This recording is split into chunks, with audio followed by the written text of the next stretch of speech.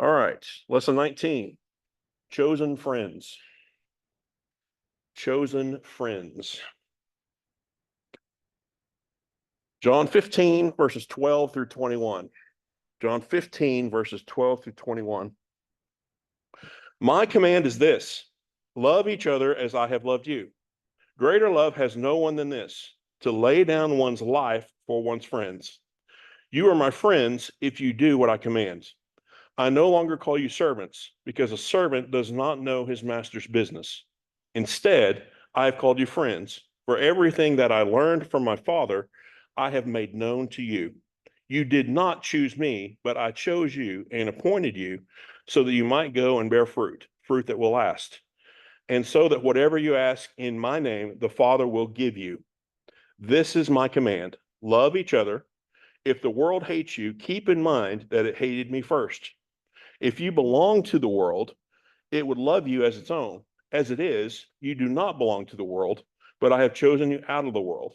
That is why the world hates you. Remember what I told you: a servant is not greater than his master. If they persecuted me, they will persecute you also. If they obeyed my teaching, they will obey yours also. They will treat you this way because of my name, for they do not know the one who sent me. Okay, start breaking this down and we'll talk about it like verse by verse. Verse 12. This is my command, that you love and unselfishly seek the best for one another, just as I have loved you. That you love and unselfishly seek the best for one another. Let's think about that for a second. Is it just me, or in today's society, when we say flippantly sometimes, I love you, does that conjure up all sorts of crazy ideas? I mean, I love you, but then the next breath we say, I love pizza. I love that movie. Is there some confusion about what love actually is, what it actually means, what it actually say it again? It did. It did before you got saved? It was confusing. It's not now? Okay. Well, good. Good. I find this verse to be kind of a real basic definition of what God means by love when he says it. Unselfishly seek the best for one another. Unselfishly seek the best for one another. That's probably not a complete definition, but that's a pretty good one. That's a pretty good way to look at God's idea of love, is to unselfishly seek the best for one another. That doesn't mean your best. Yeah, it's the opposite of the world. Sometimes it might be your best. Sometimes your best might also be the best for somebody else. Sometimes it won't.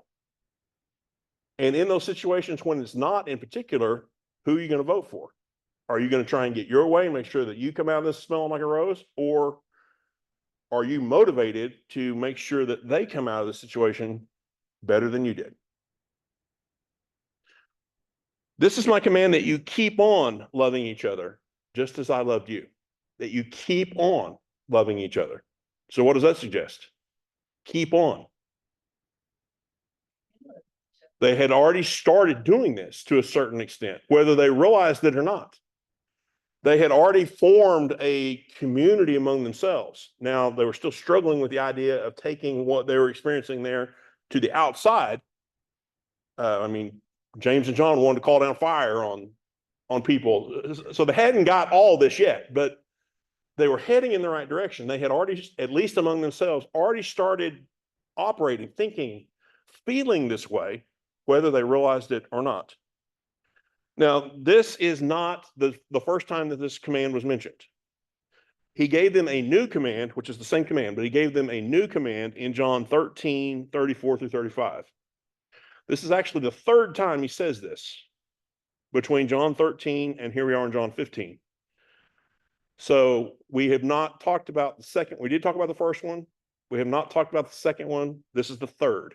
We will, in a future lesson, talk about the second one. It fits better with a different theme, but this is the third reference for that. And then he gave us the kind of the definition: unselfishly seek the best for one another. And then they were already doing this. They had already started doing this, whether they knew it or not. Here's some other versions. So this is my command: love each other deeply as much as I have loved you. Do you find it easy for us, and particularly in church circles, to use these words and use these phrases without really meaning it sometimes? Oh, I love you, brother. Really? I know that's what you're supposed to say, but is that really the way you feel? Or is that just something that you say? Go ahead. Saying, I never said it before. Okay. That Okay. to tell another man that I love you is weird. Okay. Fair enough. What Jesus has done. I do love my fellow brother, and what, that love means like, yeah, call me if you need something. I will do my best. Okay. To provide or, so I love you in that sense. Well, I'm glad that you didn't really have anything to compare it against or something. It was weird. I say that for my mom and dad. Right. It was a reserved circle that received that language. Yeah. I mean, to get to, I see your point of it. I think we just say it flippantly versus do you really mean it? Are you, if Are you prepared to act on it? Are you prepared to? Exactly. Are you prepared, like, get that late call? Right. And then get yourself out of bed and go help or. Can you help? Are you willing to do that again? I'm moving and I need to borrow your truck. I need to borrow your back. Yeah. That's it right there.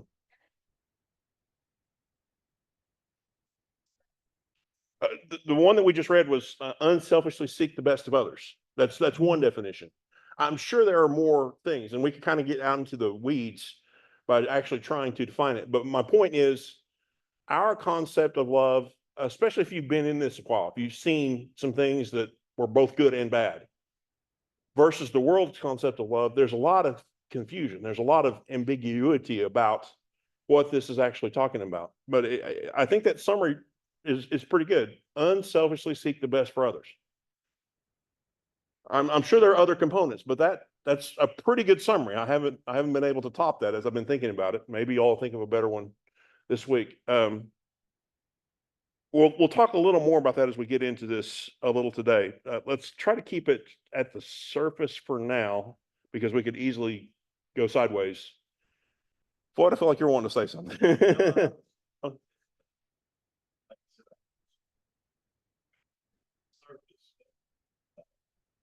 Just say this as a surface statement.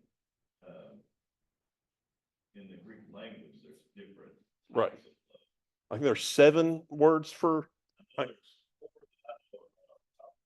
Right. Sure. But they convey the meaning of love a little bit different. And we even see that play out when Jesus asked Peter. Right. Right. Yeah, in that scenario, Jesus' love for Peter, as it is for all of us, is unconditional. Whereas Peter didn't love him that way. Not at first, not after the aftermath of his betrayal. You realize he didn't love him that much, not at first. But we see a different Peter when Pentecost came forth. And then, rest assured, he did love him unconditionally.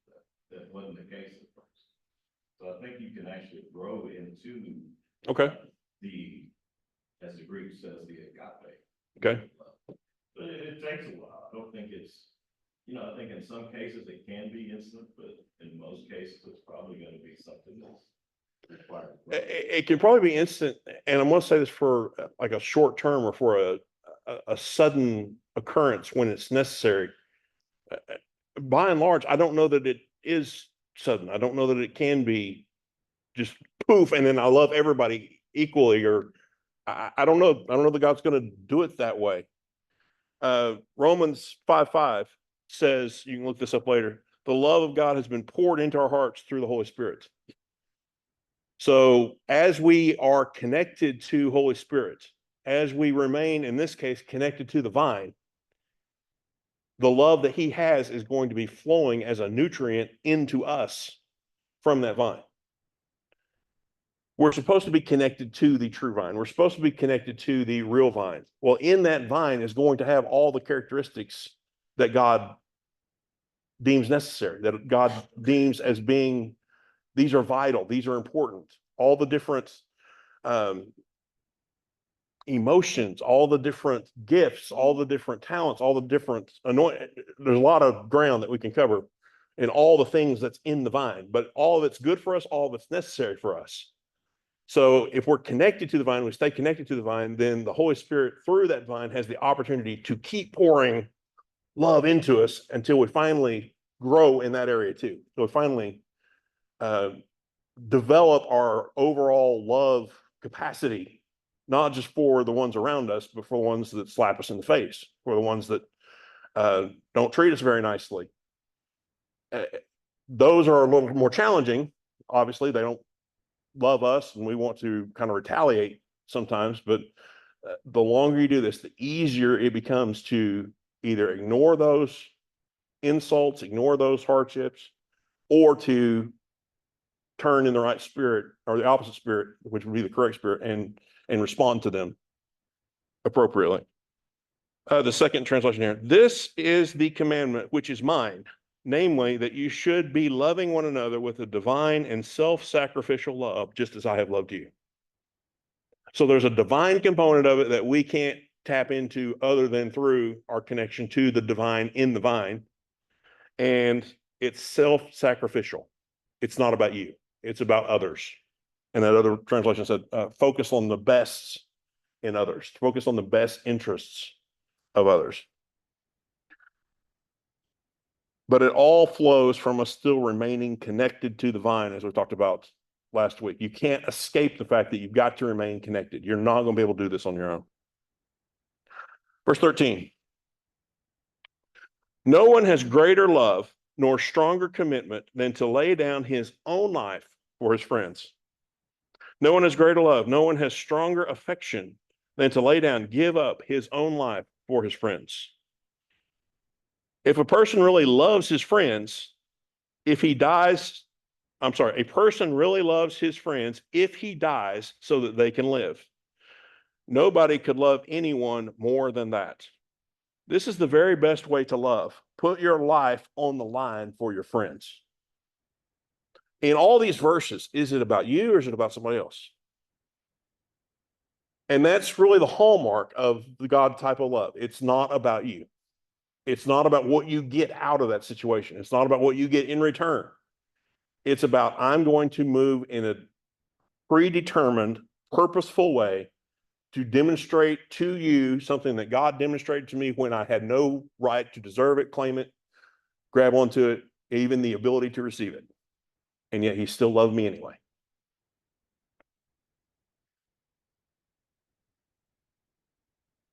For the greatest love of all is love that sacrifices all.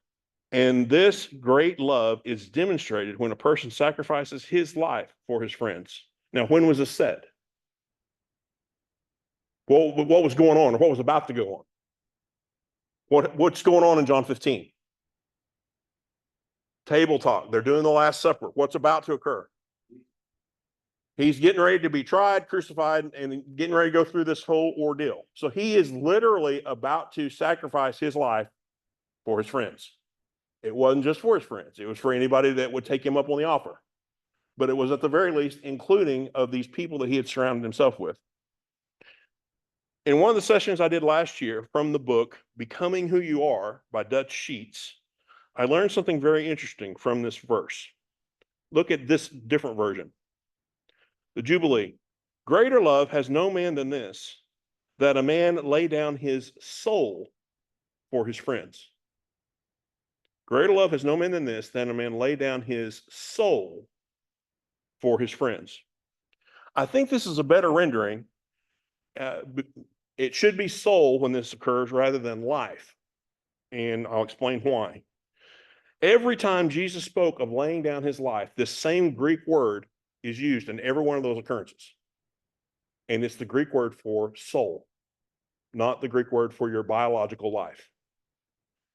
For those that were there last time when we talked about this, the Greek word for life in this verse is, take a guess, Danny, don't want to put you on the spot.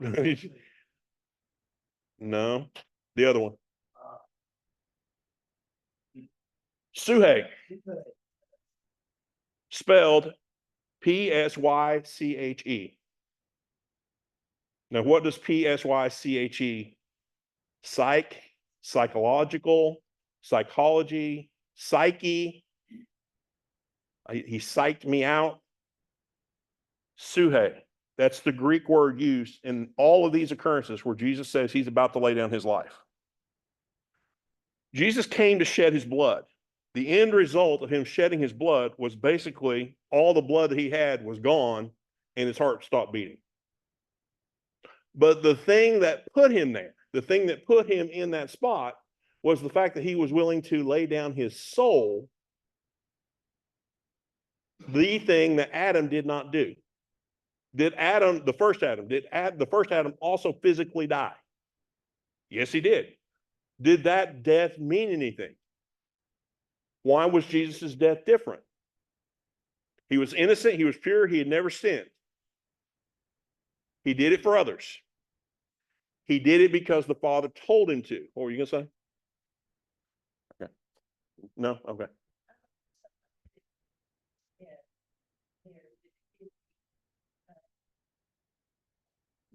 Class that do a lot of work helping other people, and they may be using their money, or maybe their time, or sacrificing that for other people. I think that too. Right.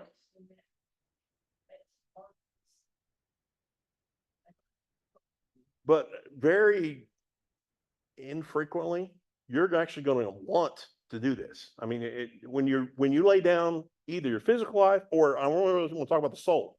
When you lay down your soul, when you lay down your will, when you lay down your emotions on behalf of somebody else, that's tough. That's not easy. Is it easy to lay down your physical life? Not so much, but after that's over, after your heart stops beating, it's over. You don't have to do it ongoing. It's done. But laying down your soul, you got to walk that sucker out every day. You got to walk that out hour by hour. You got to walk that out on a very regular basis. Why was Jesus going to the cross? To pay for our sins. What caused the sin to start with? Adam didn't get his soul in check. Adam ran with his own ideas, his own will, his own desires. He did not submit his soul to what the Father wanted. So he created this whole mess, and now Jesus has come to fix the mess that Adam created.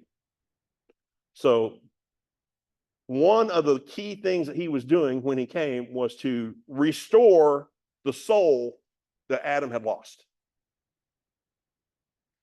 So he came to lay down his soul, which led to him laying down his physical life. But it was the soul that was the bigger kicker here. Homework number 1.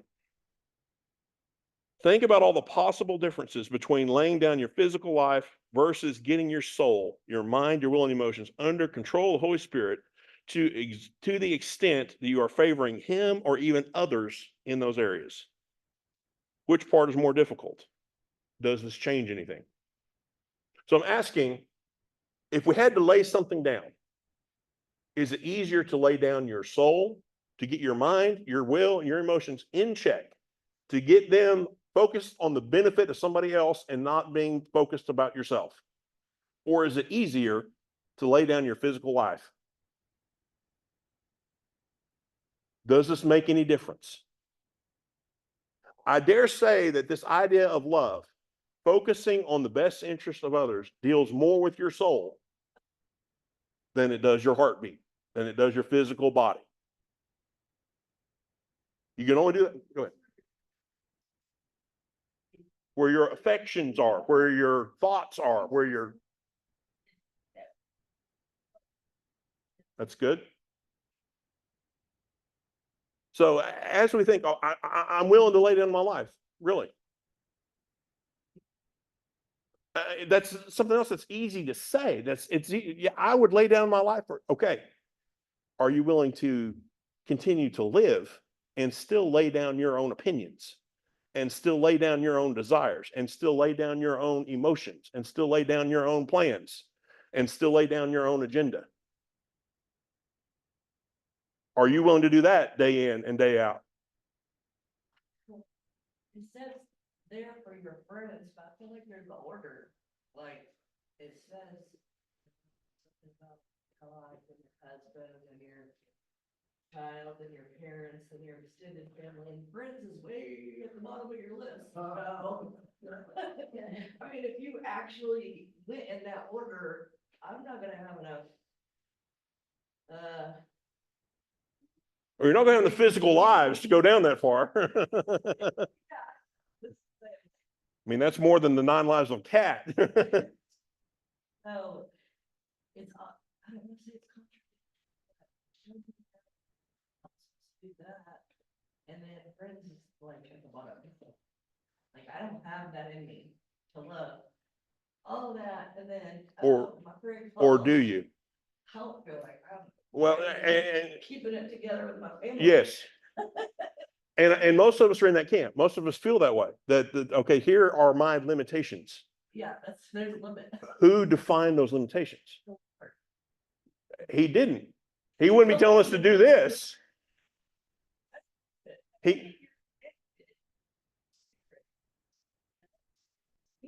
Yeah, And it nudges you, you don't do that for your friends. that's true. That puts that in a priority. I've seen And that that's this person true. right here sitting next to me. Many times when she's done that. And, Sometimes I'm like, I have so many responsibilities at home, and then I'm the organizer of the family, there's a extended family, getting everybody over for Thanksgiving and Christmas.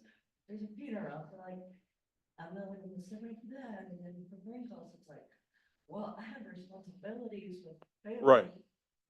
And then, so I feel like I'm putting them off for it. I'm like, and I don't know how to, I guess it's balance. we don't have to say yes. It's one of the words that. I've already heard that, obviously.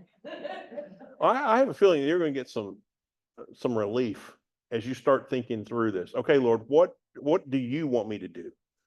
What do you want me to say yes to? And if you're telling me to say yes to it, you're responsible for giving me the strength, the gumption, the wherewithal, even the peace to do it or to not do it. Okay. And right behind that, homework number 2. The characteristics of love are described in 1 Corinthians chapter 13. Does that passage suggest love as being physical life or the soul as the main battlefield? Does this change anything?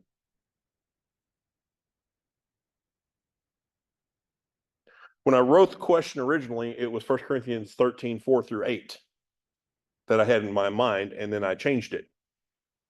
Why did I change it? I'll let you find out.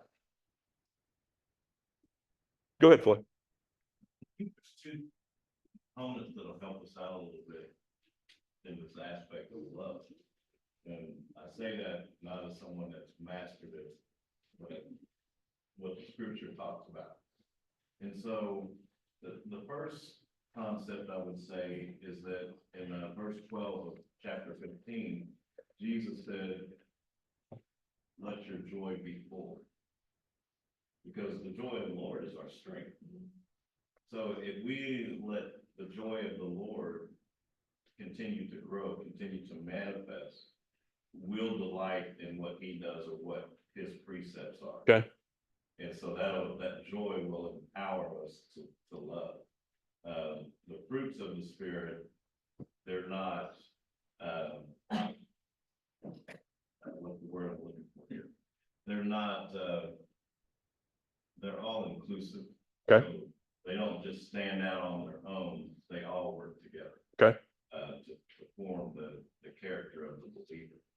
And I think the second aspect is that, Paul writes in Romans 12 that we be a living sacrifice. And it's really not a little dab of Gilguya, it's a daily transformation by renewing of the word. And so Yes. the word has a lot more power than we think. It really does. It's quick and powerful, as the scriptures say. And so I think those two aspects help us out a little bit, just from the standpoint that, love is not something that's a dread. Yeah, right. Shouldn't be. Or shouldn't be, right. And it's not it's not a work. It's not a thing that we have to, it's another checklist. It's not that. It's, I'm going to be a Christian. And if I am being a Christian, I will do Christianity because of who I am being. It's not really effort on my part. It's, I'm in the flow of the river, and that's where the river's going. Our problem is we don't really want to get in the river. We don't want to give God that much control. We want some say in how fast this is going, the temperature of the water, and which direction we're going to end up. And to really jump in the river, you don't get that say. You don't get that vote. You just got to jump in and go. But when you're in it, it's pushing you. It's doing the driving. It's doing the motivation. It's the energy behind your movement. And if it's not that way, then we're trying to make it work. And it's not going to work out as well. Thank God knows all these qualifications. Yes. And helping a friend may just be a phone call, or it may be something that you can look in and attend in a period of time. I don't think he asks you for more than what you can give. And you're already doing what we were talking about to a certain extent, because I mean, if we define love as self-sacrifice, seeking the best of others, how many times have you gotten involved in these other things and it ended up costing you something personally to do it? So I think you may be further along on this thing than you realize you are. And maybe these questions will make us think a little more clearly about, okay, what is actually happening here? What is me? What is God? What am I supposed to be doing? What am I not supposed to be doing? How does that flow together? And I'm really interested to hear your comments on 1 Corinthians 13, whether this is physical or whether this is soul or both. Anyway, verse 14. Oh, before I move on, Floyd brought up some interesting points.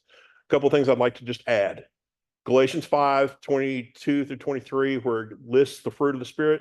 Notice it says fruit, singular, of the Spirit, not fruits. The fruit of the Spirit is, not the fruits of the Spirit are. So what happens with that? There's actually one fruit, love, that manifests in 9 different characteristics. And then the second 5:22-23, is that where they are?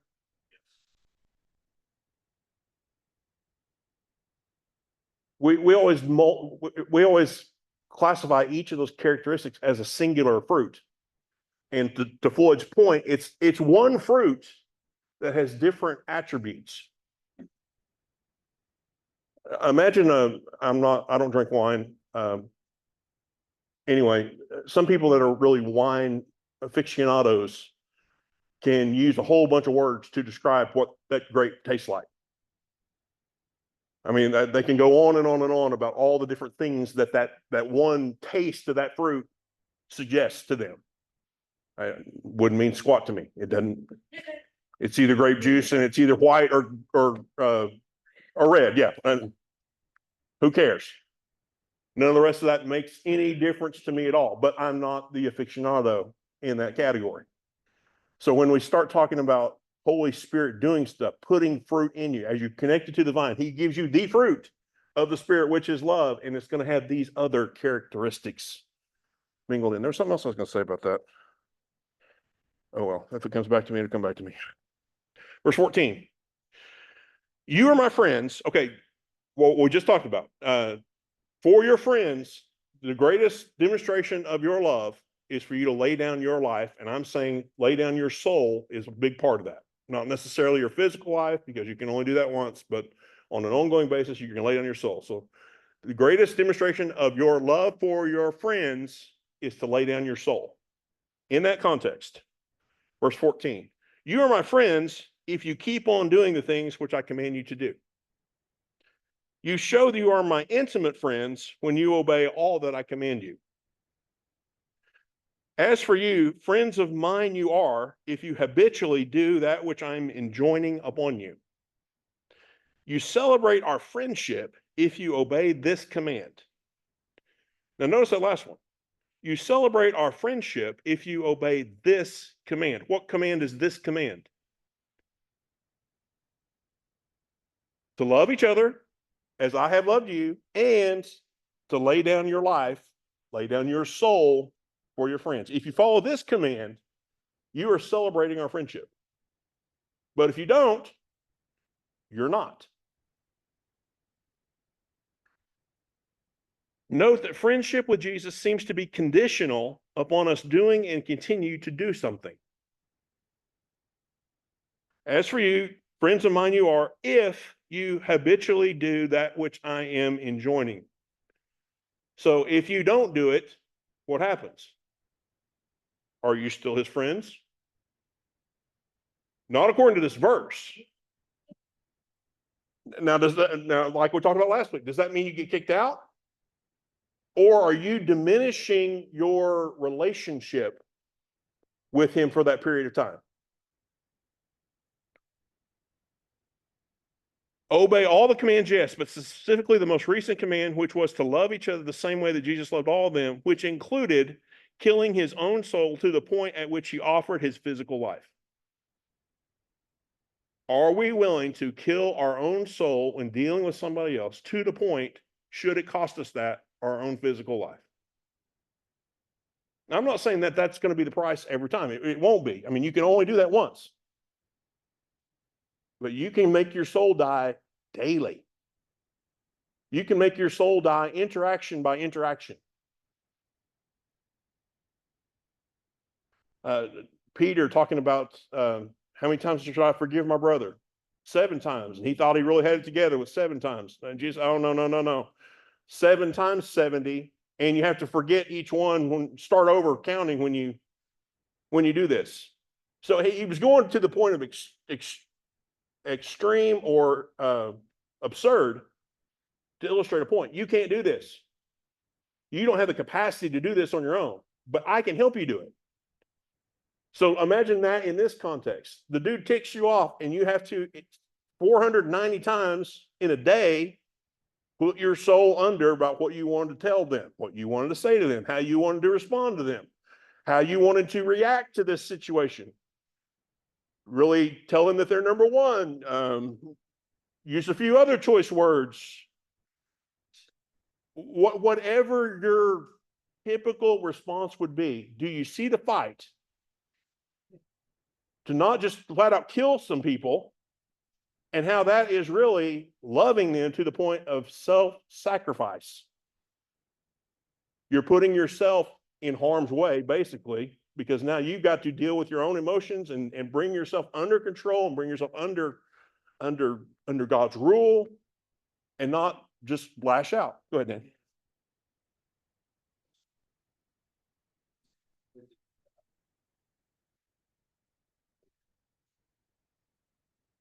It's easier just to.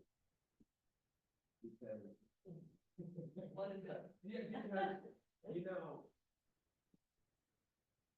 So, for me, I put stipulations on who I want to help. Okay? There's some people that are, there's certain people that are easy to help. I long to help them.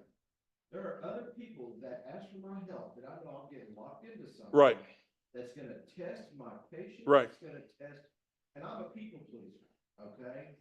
So I always wanna say yes, and in doing so, I am locking myself into something that I don't want to do, that I regret, that I am internally cussing you out Mm-hmm. for helping you, because I know darn good Yep. well you could have done this Yep. yourself. You're using it. But what does Jesus ask us to do? Am I doing this correctly? Yes and no. Yes, I'm doing it because Jesus has given this command. My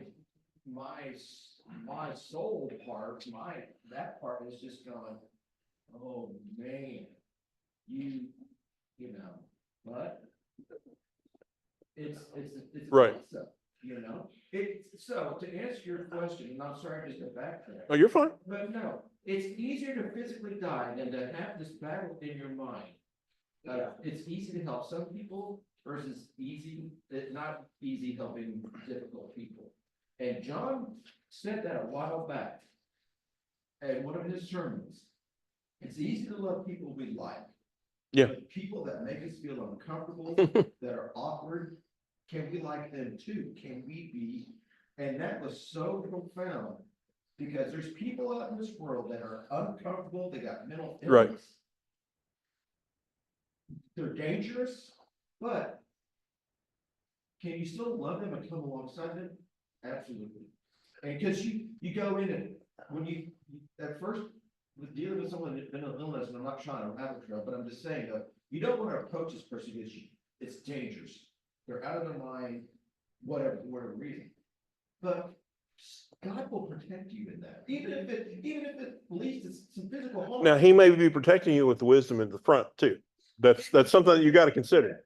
In that moment, you're being so obedient to God that this person who's struggling mentally, you make eye Right. contact with them, you Right. smile, you acknowledge they exist, whether they can comprehend that or not, something special happens, okay? God is in the midst of that.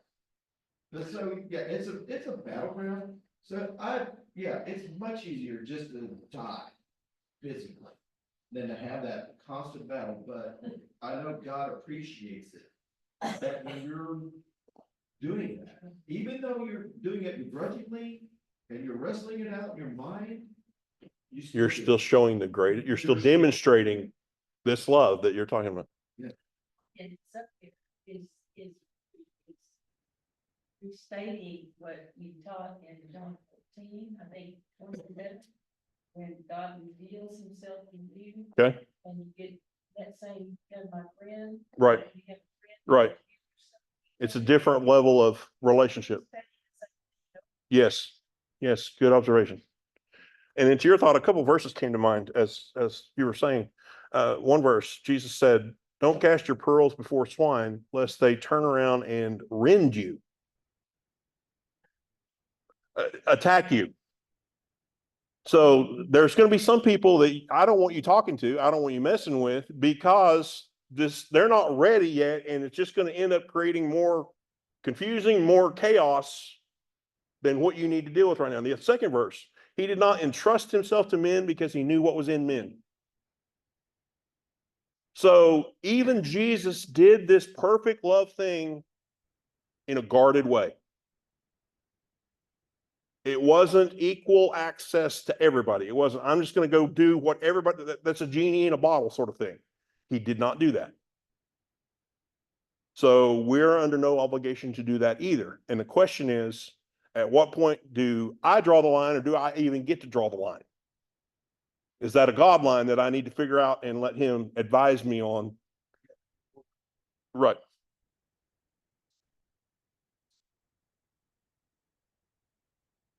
I'm not going to try to establish where those lines might be or how that works, but you need to know that even Jesus used some wisdom, restraint, whatever word you want to put in there about how he operated himself. Common sense. Okay. Throw out demons for people, would that be talking about mental illness? Yeah, mental illness is definitely not always, but often related to demons. Yes.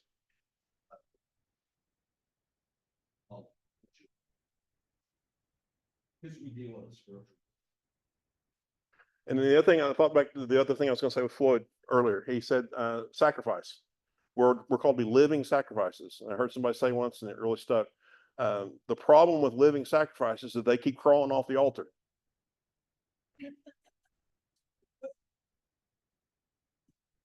I mean, the fact isn't dead, and you're trying to preserve yourself. No, this is going to kill me. I want off. I want out of here. I want to be done with this. So you crawl off of that altar, and you get restored a little bit, but you still haven't died that death. So that death is still waiting in your future.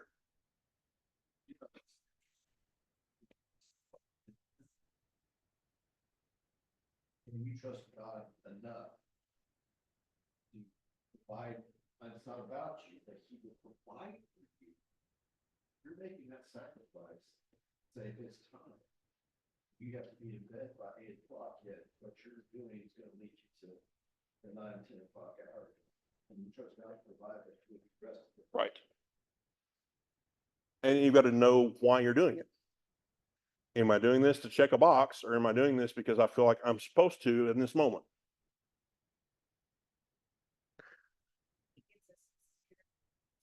Yes, yes. Wisdom, I mean, all of those go together as far as why you're doing this. Is this a situation that I need to get in?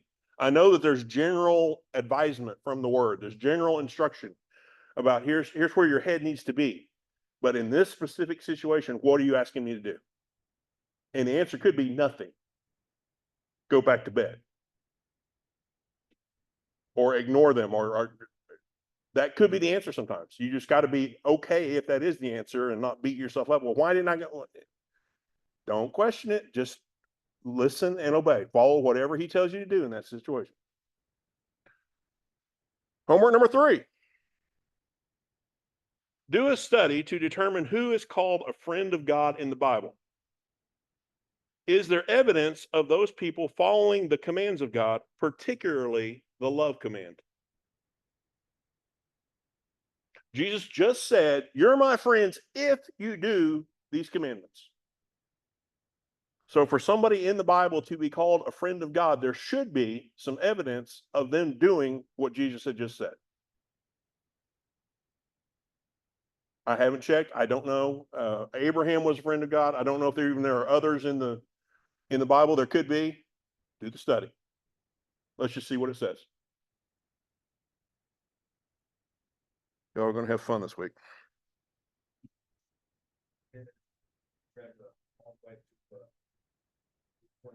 Right. Right.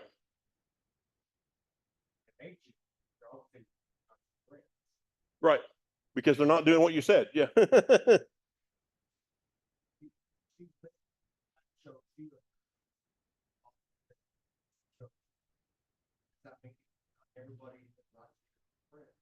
That's what I mean. And the other verse said, you're my friend if you do these things habitually.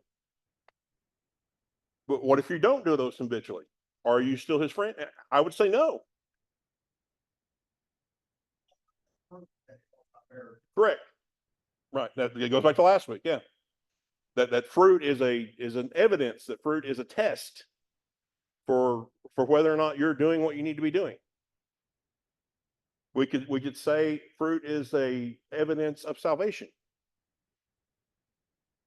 Now you don't get saved by having fruit, but once you are saved, you should bear fruit.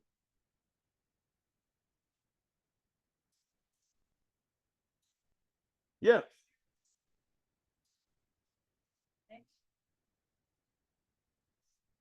Yeah. Y'all are getting this. Good. I like to see it. I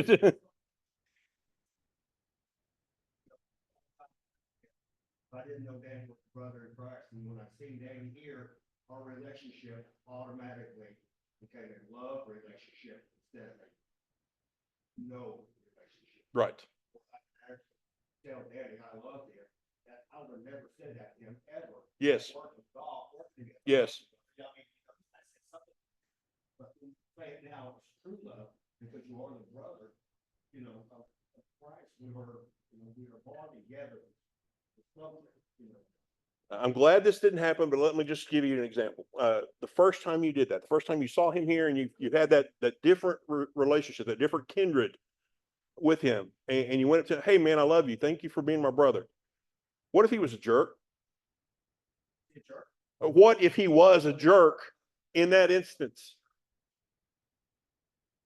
Okay. Okay. But and that's maturity on your part. What I'm getting at is so often we'll enter the Christian community with the understanding, okay, everybody's supposed to be acting this way now. Everybody's supposed to be talking this way. Everybody's supposed to be operating that way. So I love you, man. I love you. And they're a jerk to you. And you're like, whoa, whoa. What does that say about them?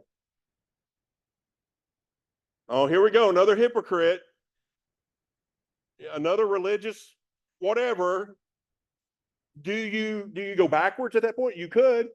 I mean, I'm not saying it's right to do that, but it could definitely throw you off your game.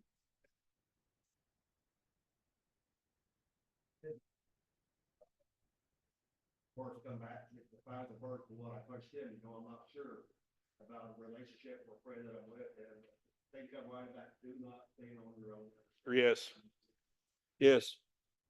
I wasn't sure, about where I'm at, next year, and how it should be, and then, of course, the future prayer, all, and it's like, if you stub me, I'm like thinking, you're a jerk. Yeah. People don't-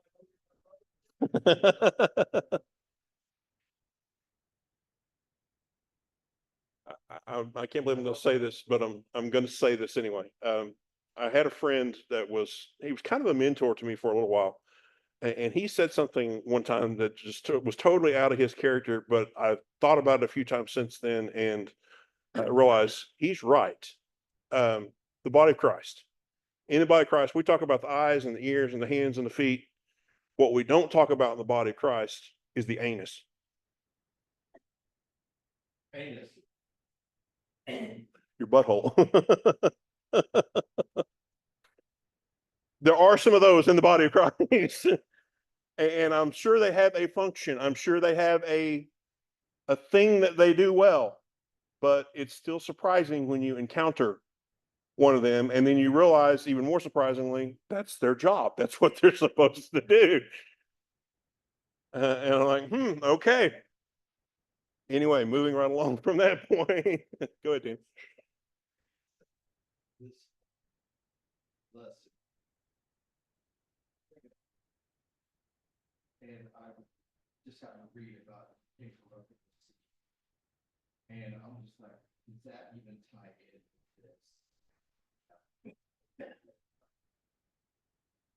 This progression that you put up. That's cool. Yeah, I was thinking about that. I need to go revisit the incorruptible seed. See what's in there. I need to revisit that one too. I've got a book to write about that. Verse 15. Y'all doing okay? Verse 15. I do not call you servants, slaves any longer, for the servant does not know what his master is doing, working out. But I have called you my friends, because I've made known to you everything that I have heard from my Father. I have revealed to you everything that I have learned from him. So we were talking about Jesus laying down his life for his friends. You're my friends if you do what I command you to do. You keep on doing what I have commanded you to do, which includes you dying to your own soul in benefit of somebody else. But I don't even call you friends anymore. I'm sorry, I don't call you servants anymore, but I do call you friends. I shall not call you servants any longer, for a servant does not share his master's confidence. No, I call you friends now because I have told you everything that I have heard from the Father. I'm no longer calling you servants because servants don't understand what their master's thinking and planning.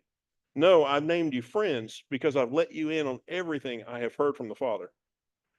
Now, Jesus just said that the requirement needed to be friends was to obey his commandments. Isn't that the very definition of being a good slave or a good servant? If I was to ask you what constitutes a good slave, what's the answer? That they do what they're told. A good servant, a good slave, what makes them good? They do what they're told.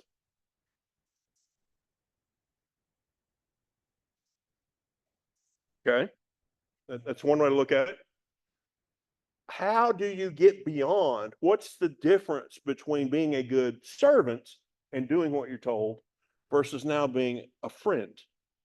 And the answer was in these verses. It seems to me that on our relationship with Jesus, we must start at the place of being a good slave or a good servant.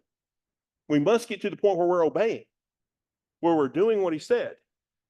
And then after doing that for a while, you become friends with him.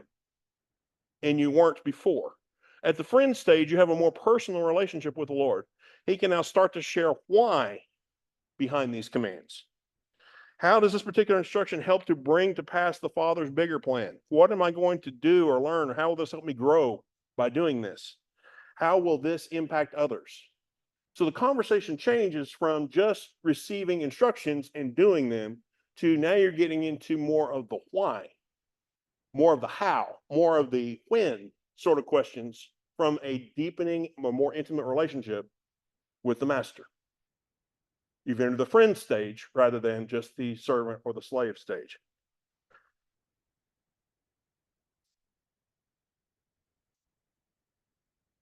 Okay. That's something else I was going to say earlier. When Floyd brought up Peter and Jesus talking, read that in John chapter 21. Go look at those words in the Greek in that conversation. The words for love and sheep or lambs. The word for love changes multiple times in those 4 or 5 verses. John chapter 21, look it up in blueletterbible.org. And you get to play with the Greek a little bit and see the differences in meaning of what's going on there.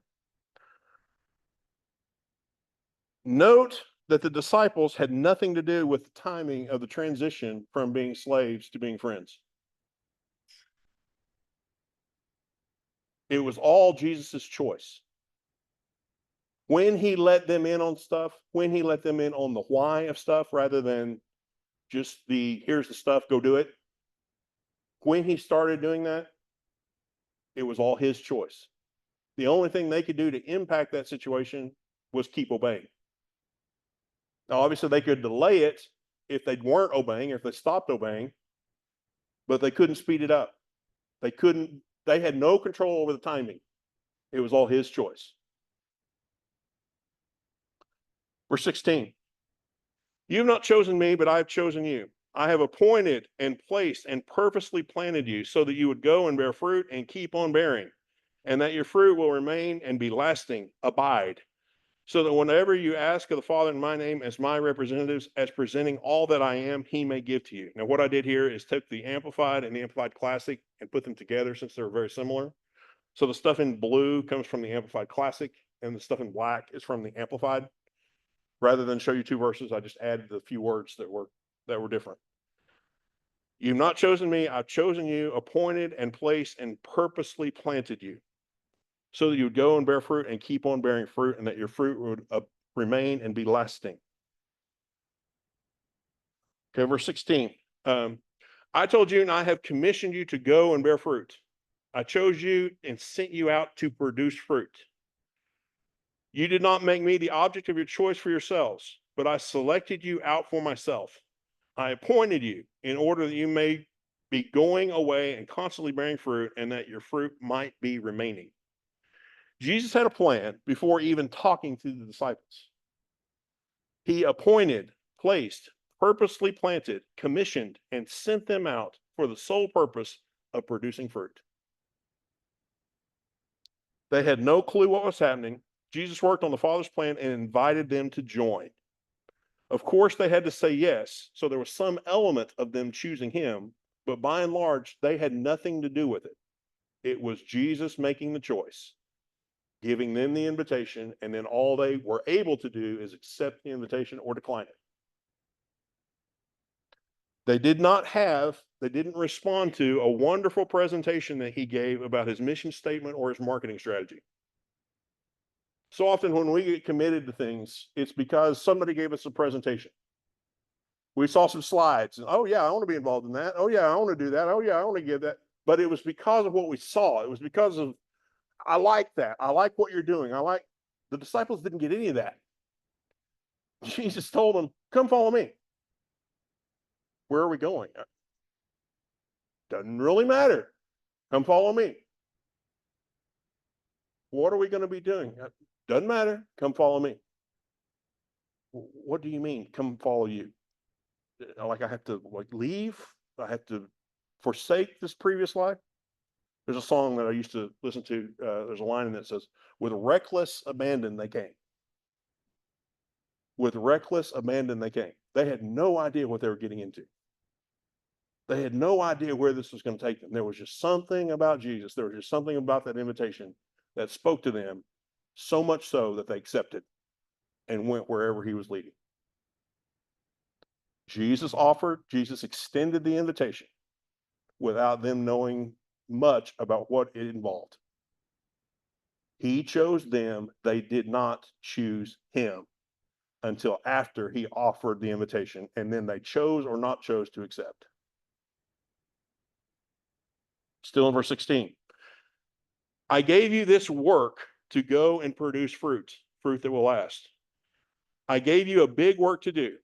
That work is to go out and do good things and to make good things that you do remain strong. If you do that, my Father will do anything you ask in my name.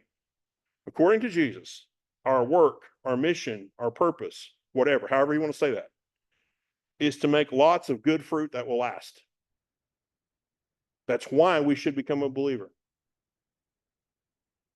Your goal here, after you make this decision, should you choose to accept it, is to go out and make good fruit, lots of it, that will last.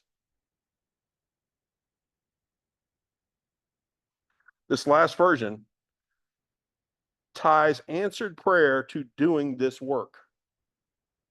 God will do whatever we ask in his name. God will do whatever we find necessary for us to bear fruit and or make that fruit last. So what prayers are God going to answer?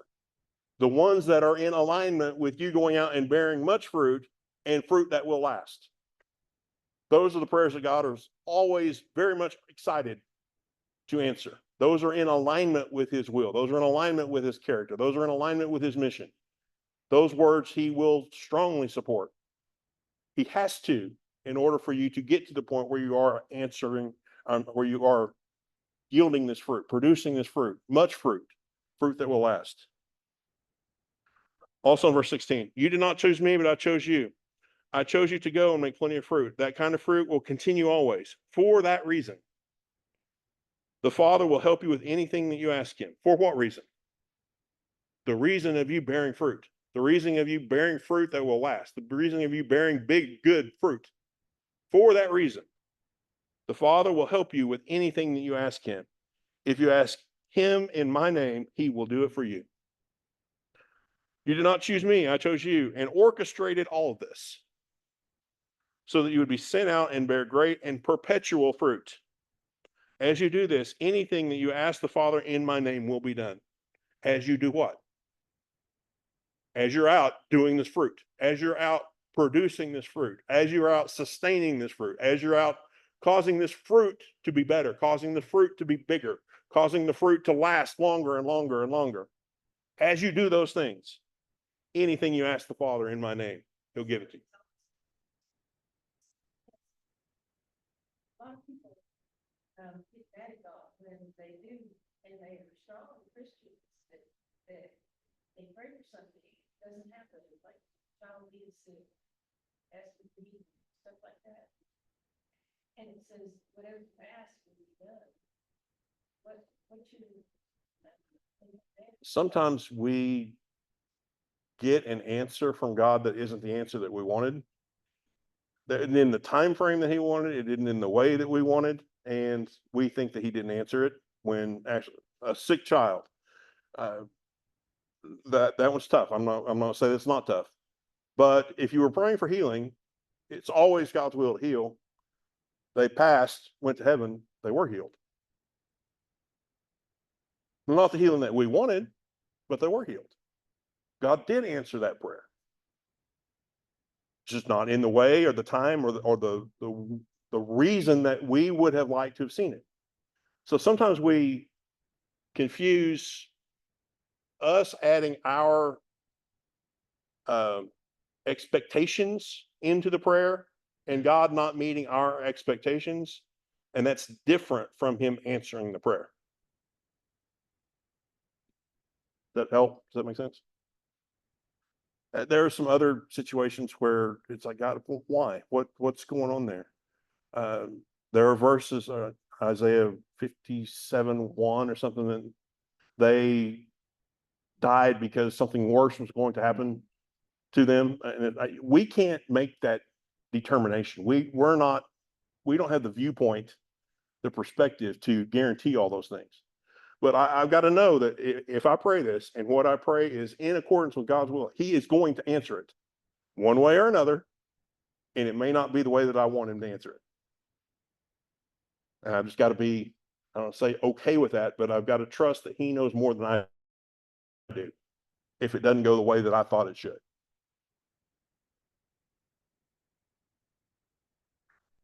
(17) is a restatement of something that we saw earlier. So verse 18. But the people who belong to this world may hate you. But remember this, they hated me before they hated you.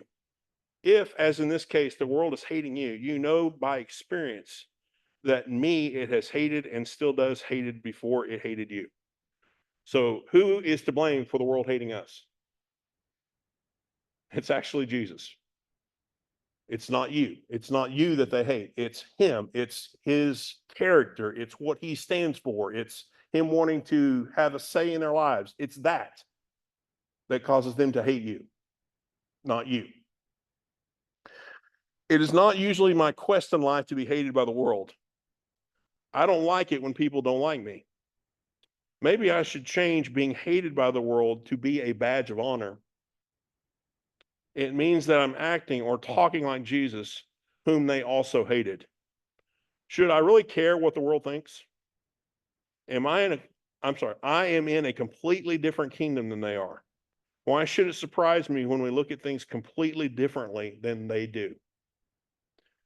I should probably get concerned when we see things the same way.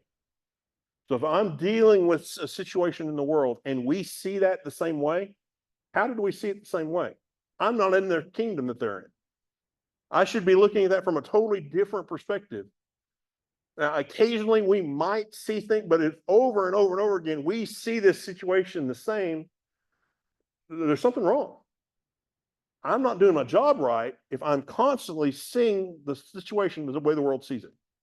We're supposed to be at enmity with each other. We're supposed to be at war with each other. Our systems should not align. They should not agree. So if I find myself not being hated by the world, I might need to think about that. Am I doing my job right? Am I acting this out correctly? I don't want to be hated.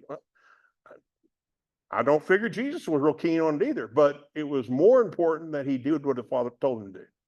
It was more important that he be obedient. It was more important that he represent God well than it was for him to be liked. Verse 19. If you were to give your allegiance to the world, they would love and welcome you as one of their own. But because you won't align yourself with the values of this world, they will hate you. I have chosen you and taken you out of the world to be mine. If you were a product of the world order, then it would love you. But you're not a product of the world because I have taken you out of it, and it despises you for that very reason. Even though we share the planet with those controlled by the world system, we shouldn't be under that same system. Colossians 1:13 says that God rescued or translated us out of the dominion of darkness and put us into the kingdom of his dear son. There's a one-way road named Jesus going from darkness to light. Once you travel that road, he never intended for you to go back. What resources do we waste trying to find the unmarked path back in the other direction? We keep trying to go back from light into darkness. How close can I get to darkness? How near can I get to them so that they don't hate me anymore? What do I need to compromise? What do I need to adjust? What do I need to water down so that they don't hate me anymore? You're going down the wrong way on a one-way street. And it's not going to end well. It's not going to end well for you. It's not going to end well for anybody. Not only is your witness being destroyed, you're not giving God any power, right, authorization to do anything differently in that situation. Verses 18 and 19 from the Message. This combines both of those together.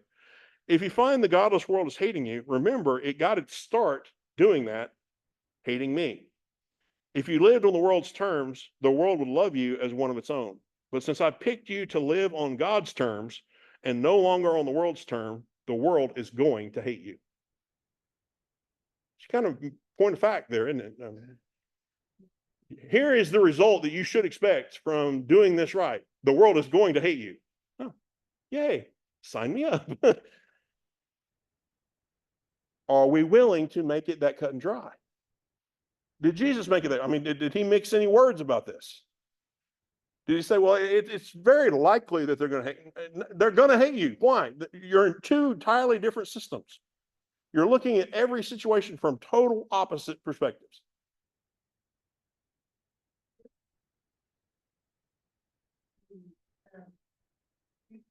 You do. You can't be standoffish as far as your approach to them, but you still got to go in with your convictions about this is right or this is wrong. Now, so many people blow it because they go in with, I'm the Christian, I know what I'm talking about. I don't. You should just automatically listen to me because of that.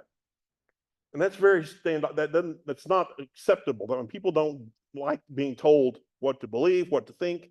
People don't like that. So if I go into the situation, it's like, okay, I know that I'm going to disagree with you about the outcome here, but I'm going to engage because I'm hoping to get you to change your thought.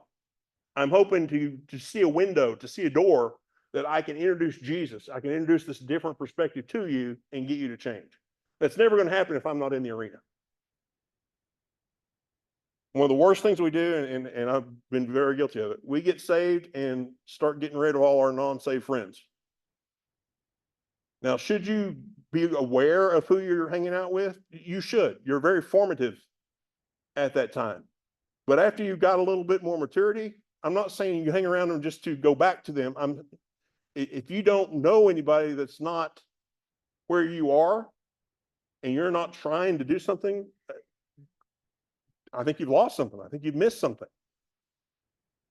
You have no opportunity to go and bear this fruit if you're not reaching out to people that aren't as far along as you are. Now, you got to be careful with that because they can pull you down just as easily as you can pull them up. But Jesus never distanced himself from, he was a friend of sinners. He hung out with them. He did not mind at all being around them. It didn't mean he agreed with what they were doing. It means you're my target audience. I need to be where you are to allow the light that's in me to try to show to you. Verse 20, remember and continue to remember that I told you, a servant is not greater than his master, is not superior to him. If they persecuted me, they will also persecute you. If they kept my word and obeyed my teachings, they will also keep and obey yours. Remember what I told you. No servant is more important than his master is. If they have caused trouble for me, they will also cause trouble for you. But if they have obeyed my message, they will also obey your message. When that happens, when what happens? When they start persecuting you. Remember this, servants don't get any better treatment than their masters. If they beat on me, they will certainly beat on you. Welcome to the party. Here's your enrollment form. Do you want to sign up? I don't know about that. If they beat on me, they will certainly beat on you. If they did what I told them, they will do what you tell them. Now, I thought they were friends now and not servants anymore. This is talking about the relationship between servants and their masters. Didn't Jesus just say, I don't call you servants anymore, I call you friends? So are they servants or are they friends? They were friends now, not servants. The association with friends, not just acquaintances, but real intimate friends, is actually worse in this regard than it is with slaves. Being a slave is essentially a job. You really aren't responsible for what your boss does or doesn't do. You can stop working for them if it's a job. Now, a slave couldn't really do that because they were property, not necessarily voluntary. They didn't have a choice in where they were working. They were owned as property in those days. So they didn't really have that choice. You do. On most of your jobs, you can go find a different job. You can go work for somebody else if you wanted to do that. But what's the difference between a friend and a servant? A friend chooses to be there. It took time together to develop the relationship to the point at which you call them a friend. You would never be at this stage unless you saw firsthand how the world treated your friend. If you remain their friend, you can expect the same reception. At least Jesus told his friends that this was coming so that they had all the information necessary when choosing to continue or not. So is it better to be a friend or a slave? From the relationship, it's better to be a friend. it's a higher level. In this situation, it makes it worse because as a friend, you are choosing to be there. You just don't have to be there. So,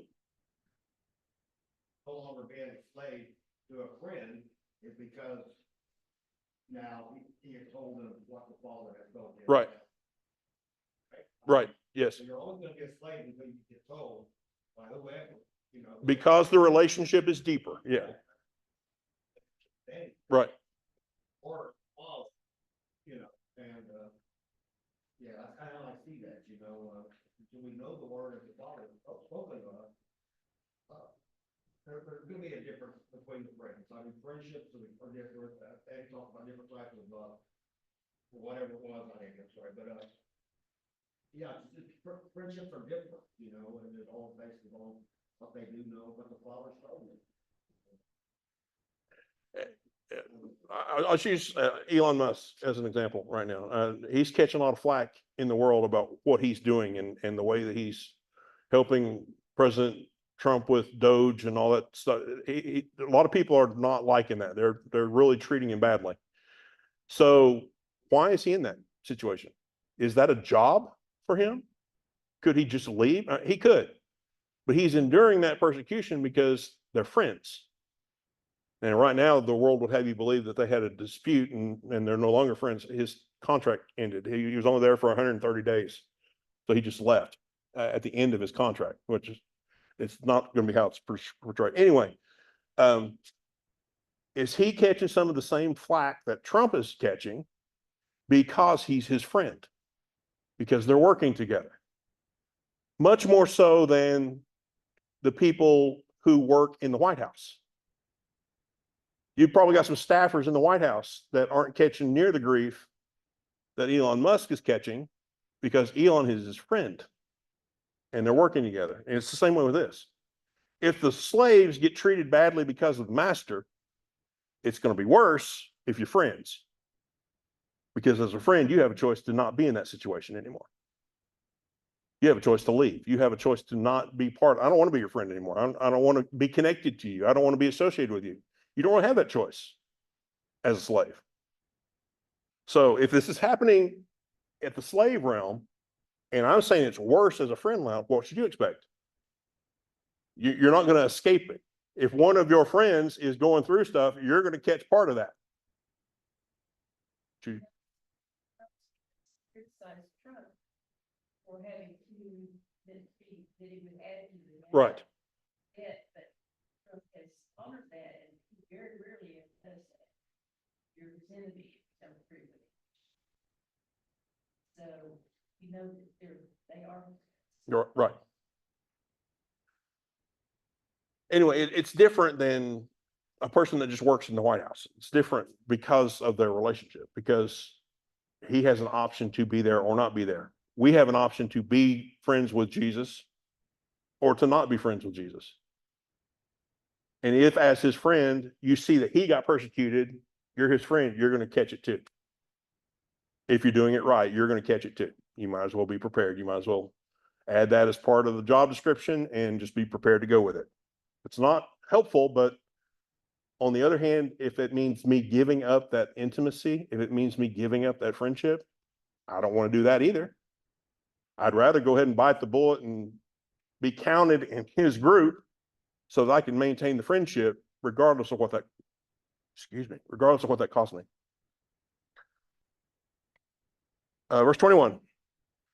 But they do all these hurtful, inflict all this suffering things to you for my name's sake, because you bear my name and are identified with me and on my account, for they do not know or understand the one who sent me.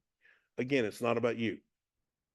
When you encounter some of this suffering, when you encounter some of this grief, some of this persecution, it's not about you. You're not the one that they're actually confronting. It's God and his ideas and the fact that he dares to believe that he has an opinion about how you should live your lives and that his opinion really matters, even if you don't agree with his opinion about how you should live your life. People will do to you exactly what they did to me. They will do it because you belong to me and they don't know the one who sent me. They will treat you this way because you are mine and they don't know the one who sent me. chosen friends. You didn't choose him, he chose you. He set the timing. So you start as a slave, and over a course of time that he determines, it evolves from you being just somebody who does what they're told to, let's talk about why we're doing this. Let's talk about the bigger plan here. Let's talk about your role in the bigger plan. What's God trying to accomplish? He doesn't do that every time, but he does it sometimes as you get to know him more, as he can trust you more, as he can reveal more things to you, and you don't go off blabbing your mouth. You don't go off doing what you keep that confidence. You keep that. I mean, sometimes we just tell too much. Sometimes we just go out and say too much. Oh, I was out the other day and the Lord told me this and blah, blah, blah, blah, blah. Well, that's cool that he told you that, but really, how sacred to you was it that you can just say it? You're trying to use it as a ouch, trying to use it as a calling card to validate yourself rather than to treasure the intimate conversation. I'm not saying you should never say the Lord told me this, but use it sparingly. That's not your identity. It's a step in your maturation process, but it's not who you are. It's not, oh yeah, I hear from God 3 times a day. We're trying to mark it up as some sort of validation, as some sort of maturity. We try to rank ourselves by stuff like that. But you're not being a good friend because you're just going out blabbing your mouth. God can't really trust you with anything because he knows you're not going to keep it quiet. He's working on plans and strategies, trying to get people in place, and you can help him by praying, but you can also get in his way by running your mouth about stuff that you don't understand yet. Or getting ahead of him, trying to create that. Anyway, he chose you. You had to say yes to the invitation, and then once you start the process, he will take you from being a servant to a friend by revealing more and more about what is going on, why it's happening. And then the more he can trust you, the more he will find you habitually obeying and doing what he told you to do, but also more habitually laying your life, laying your soul down on behalf of others to make sure that what he's telling you continues to come to pass, that you don't get in the way, that you don't interrupt it, that you don't block it. Well, I know I'm against that, so I'm just going to stop. We do nonsense stuff all the time, and God, he just laughs. He kind of shakes his head going, okay, well, do it your way for now. And once you figure out that that was not the right thing, we'll come back and we'll revisit and we'll talk again. But he'll wait on you to make that determination. He'll let you run as far as you want to run, being a knucklehead, until you realize, oh, that probably wasn't a good idea. Okay, come back.